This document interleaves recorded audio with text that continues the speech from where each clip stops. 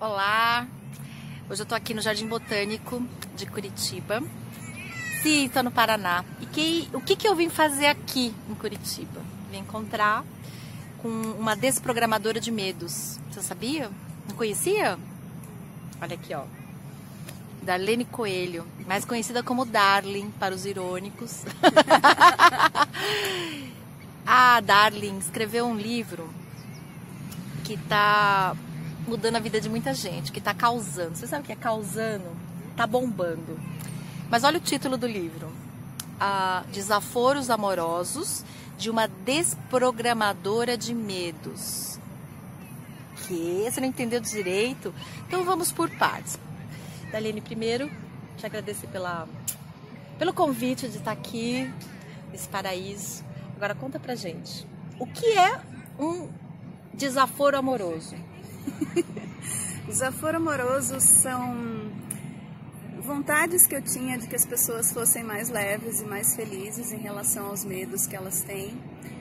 Coisas que as pessoas estão reproduzindo e falando sobre a vida delas, achando que elas estão dizendo algo que é libertador, mas na verdade está aprisionando. Então, para soltar, eu acabo dando um joelhaço, mas é com amor, entendeu? Aquela coisa assim, você quer que, puxa vida, que a pessoa perceba que não precisa ser assim, né? Tem uma outra alternativa, é só uma virada de olhar, é uma mudança de perspectiva que eu faço usando a minha ironia, que é um traço que eu tenho de personalidade, de linguagem, de estilo, e com muito bom humor. Então, às vezes, coisas que pareciam pesadas, que pareciam irreversíveis, que a gente fala, mas isso é desse jeito mesmo, slogans, chavões corporativos que o mercado está ditando. Eu vou lá e faço uma nova proposta, um novo olhar. Vamos mudar o olhar sobre isso. Quem sabe a gente descobre alguma coisa. E eu faço com isso com muita intenção de que a pessoa seja mais feliz, tenha mais contentamento com a forma como ela é naturalmente. E por isso é um desaforo, mas ele é amoroso. Ele não é um desaforo destruidor, ele não tem a intenção de deixar... É para bombar, mas não é para explodir. Tá bombando, mas não quero explodir ninguém. E me chamou muita atenção os textos. Eu leio muitas coisas. E estava comentando com a Darling aqui que eu leio muitas coisas, mas os textos dela, eu vejo no Facebook, são textos diferentes. São textos que você começa lendo e você não consegue parar. E vai. E ele começa com um incômodo, com uma coisa que você reconhece, e aí depois ele suaviza e ele termina de uma forma leve, de uma forma pra cima. Eu acho que isso é uma das coisas que mais me encantam nos seus textos. Ele tem personalidade. Porque tem muita gente que escreve muita coisa ruim, muita coisa copiada e colada, muita coisa sem personalidade. E todo mundo quer ajudar todo mundo quer compartilhar, mas falta personalidade. E nos seus textos realmente eu vejo muito disso. E o que me encantou, uma caçadora de desperdícios, hoje nós estamos tendo aqui um encontro aqui. A caçadora de desperdícios com a desprogramadora de medos. Darling, que história é essa de desprogramadora de medos, mulher? Porque eu acredito que o medo é uma programação mental. Eu acho que são construções, camadas que a gente vai fazendo, que a gente vai admitindo, de vozes que a gente vai ouvindo, de quando e como as coisas devem acontecer na nossa vida. Então, acreditando que tem um prazo para ser feliz, para ser sexualmente pleno, espiritualmente elevado, bem-sucedido financeiramente, que tem uma forma em que essas coisas precisam acontecer. Então, eu recebo muita demanda de, puxa vida, eu tô já com 30 anos e ainda não consegui não sei o quê, eu já passei dos 18 e ainda não realizei tal coisa, ou então eu olho me comparo com alguém e falo, meu amigo, a minha amiga já tá, né, com a casa, com o casamento, com a empresa e eu ainda não. Então, essa comparação constante, essas camadas, né, de crenças limitantes, são pensamentos que podem ser desprogramados. A gente pode aproximar deles, em vez de evitar eles, expandi-los e falar, bom, o que aconteceria se esse medo se concretizasse? E se a gente tiver coragem e compaixão suficiente, né, nesse convite, né, desse medo, a gente vai descobrir muito mais alternativas do que limitações. Então fala, bom, se eu vender a minha empresa, desfizer a minha sociedade. Terminar o casamento. Terminar o casamento. O que vai acontecer? O que vai acontecer? Então, quando você faz essa pergunta num espaço seguro, você começa a pensar nas coisas boas que podem acontecer, nas possibilidades que você tem, e não só no que você vai perder se você abrir mão dessa crença, ou dessa situação, ou dessa circunstância, dessa relação. Não colocar as coisas sempre como uma polaridade, ou eu tenho isso ou eu tenho aquilo. Você pode admitir muito mais integração, muito mais harmonia, muito mais abundância na tua vida, admitindo várias possibilidades. Então o medo, ele é uma resposta só que você tem em relação a uma situação. Falar, se me acontecer isso, vai gerar tal problema. Mas se a gente acolhe o medo, nossa, você vê que tem tantas outras soluções possíveis. Então, eu gosto de desprogramar medos no sentido de libertar as pessoas de achar que só tem uma resposta para a circunstância de vida que elas estão passando. Eu acho isso incrível, porque, por exemplo, eu trabalho com desperdício. Então, uma pessoa identifica o desperdício, mas para ela eliminar o desperdício, ela tem que vencer o medo. Entendeu? Identificar o desperdício é um passo. Mas aí, assim, eu falo, 50% você já conseguiu identificar o desperdício. Agora, para eliminar ele, precisa vencer o medo. Por isso que eu achei muito interessante essa história de desprogramar o medo. Agora, me fala um pouquinho sobre o livro. Os feedbacks escondidos que você recebe do seu livro. Escondidos?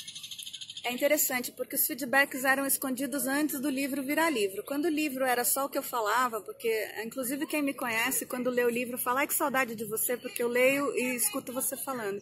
Eu escrevo do jeito que eu penso, do jeito que eu falo e do jeito que eu vivo. Não tem what you see is what you get. Não tem muita diferença. E aí as pessoas, quando elas ouviam o desaforo, aí ficava um feedback escondido. O feedback escondido era depois que eu saía do círculo público, a pessoa vinha falar, nossa, aquilo que você falou me tocou muito, foi muito importante para mim. E nem sempre importante de um ponto de vista positivo. Às vezes era importante, mas era devastador também. A pessoa saiu caída, saiu quebrada, porque eu falei alguma coisa que mudou completamente a cabeça dela. Por exemplo, tem um chavão que repetem muito, que é a da zona de conforto, né?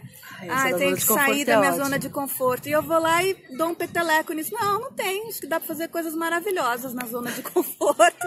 Aí a pessoa fica meio desnorteada, assim. Então, ela vinha depois, na intimidade, me dizer que aquilo deixou ela um pouco desconcertada, desconfortável. Mas com o livro, a pessoa está autorizada a ler na intimidade do seu lar. Então, se ela quiser ficar desconjuntada, ela fica desconjuntada lá na casa dela e ninguém está vendo. E depois, as pessoas começaram não só a agradecer por isso, como começaram a passar umas para as outras e dizer, olha isso aqui que a Darlene escreveu, eu estava precisando desse joelhaço, eu estava precisando desse tapa na cara. Então, me conforta saber que a agressividade não está em mim. Se a pessoa quiser se sentir agredida, ela se sente agredida por conta e risco, como também se ela quiser se sentir contemplada, é mais o coração dela que determina do que a minha intenção. A minha intenção é deixar todo mundo de boas. Nossa, eu achei incrível. E hoje, nesse nosso encontro, ela descobriu uma coisa que eu não sabia da Darlene. Que o consultório dela, onde ela atende, onde ela acolhe as pessoas, onde que é o consultório dela, o escritório de Darlene, você sabe, da Darlene? É aqui, ó, no Jardim Botânico. A mulher é sustentável até no atendimento. E primeiro caminhando no meio da paisagem, e ela aproveita a própria natureza para poder fazer as pessoas enxergarem os processos dela, os momentos dela. Eu passei por uma experiência com ela ali no Jardim das Sensações, foi fantástico, usando os cinco sentidos que nós temos. E ela falando assim, Tcheme, aqui, se a pessoa não vier, tá tudo certo, eu ganho uma hora para ficar passeando no Jardim Botânico. E não paga aluguel, não paga a estrutura, não paga a natureza, já tá tudo ali, porque o parque é aberto, qualquer pessoa pode participar. E eu falei, meu Deus, mas você é muito, assim, sustentável, já tá sendo digna da natureza, do espaço, né? Poder morar em Curitiba, morar, né, num lugar aqui próximo do Jardim Botânico e usufruir disso, economizando dinheiro de aluguel, de luz, de internet, uma série de coisas aí Fala um pouquinho aí de como surgiu essa ideia e como você vem fazendo isso. É uma consequência da ausência de medo, né? Eu acredito que quando a gente não está temendo as possibilidades, inclusive a possibilidade do sucesso, ele se manifesta. Então, não é que os recursos não existem, os recursos existem, mas eles não estão tão visíveis quando você está numa energia de medo, que você está bloqueado. Então, eu estava contando para a TM que eu nunca pensei na minha vida, para eu atender os meus coaches, eu preciso de um consultório que tenha 22 mil metros quadrados, que tenha uma estufa, que tenha 2 lagos, uma ponte, um orquidário, um jardim das associações. Eu nunca condicionei a minha intenção a uma forma.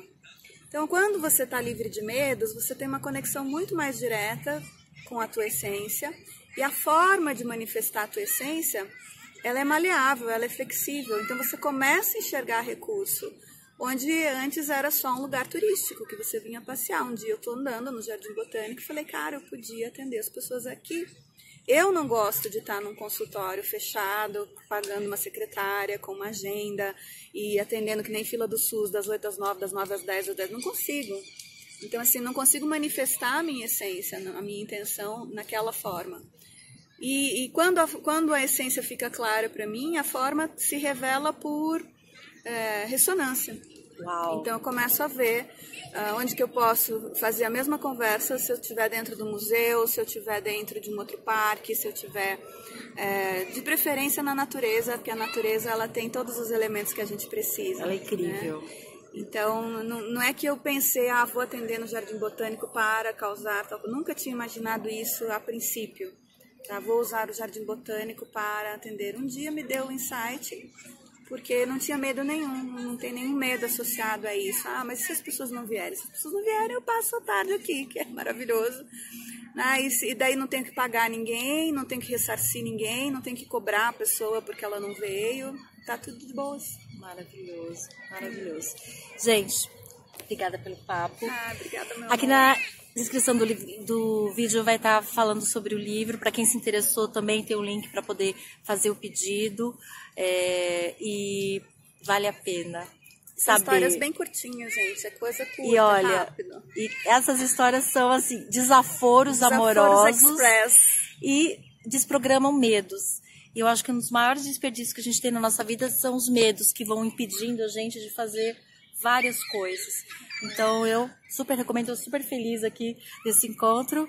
Queria falar também, se as pessoas comprarem o livro, deem ele de presente. Vocês vão ver como é interessante que a pessoa que vai receber de você não sabe se ela está recebendo a parte desaforada ou a parte amorosa. Então o livro tem essa possibilidade.